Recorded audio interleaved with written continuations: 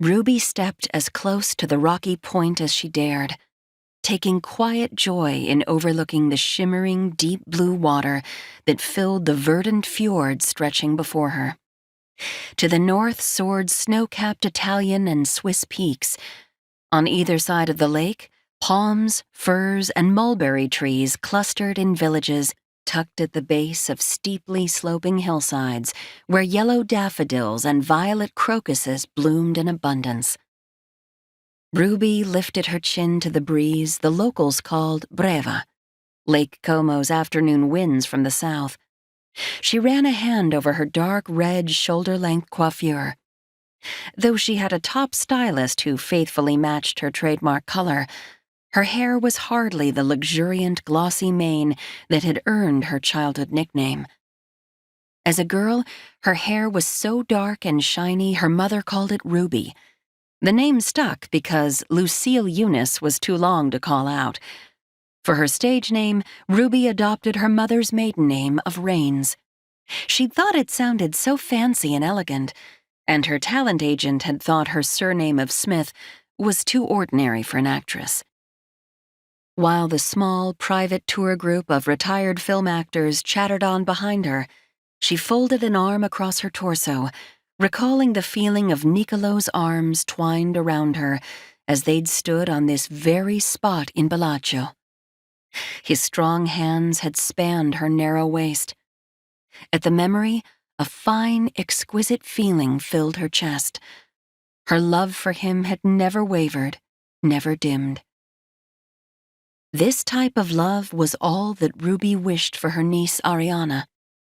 Yet Ruby feared Ariana might not have the chance. My dearest, my Niccolò. They had met in the summer of 1952 on the set of Roman Holiday, which remained her favorite film. The story of an independent-thinking runaway princess who scorns her duties for a magical escape in Rome and a taste of true love never grew old. That film had made Audrey Hepburn a star and, in a roundabout way, launched Ruby's career in film as well. Placing her hand over the hollow of her neck, she caressed the worn silver pendant that Audrey had given her. Ruby had been moved by her generosity, though that wasn't the primary reason she'd cherished it. That summer was imprinted on a movie reel in her brain, quite apart from the film shown in theaters. It was June of 1952. Wearing a full sky blue skirt with a crisp white shirt and a jaunty scarf at her neck, compliments of the wardrobe supervisor, Ruby stretched out her legs on the Spanish Steps in Rome. The Hassler, a grand hotel where Audrey Hepburn, Gregory Peck, and Eddie Albert were staying, loomed above the steep stone steps. In the summer heat, Ruby rolled her sleeves high on her arms, as the wardrobe assistant had instructed, and tried to focus on the script in her lap. She had to memorize the lines for her short scene. Ruby rubbed her stomach, which was tied up in knots as tight as the bowlines her father had taught her to tie on the ranch back in Texas. Here she was, living the dream she'd imagined. A real speaking part in a film in Italy. She couldn't believe her good fortune. Ruby had her mother to thank for this adventure. Just below her in the piazza, Mr. Weiler and his assistant director conferred.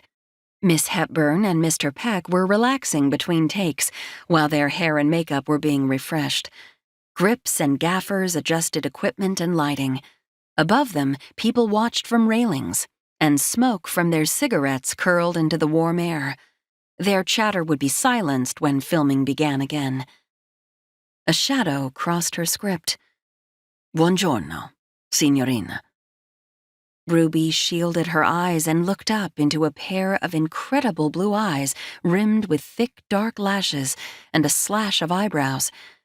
With sculpted cheekbones and shiny dark hair that framed a strong face, he was the most breathtakingly beautiful man she'd ever seen.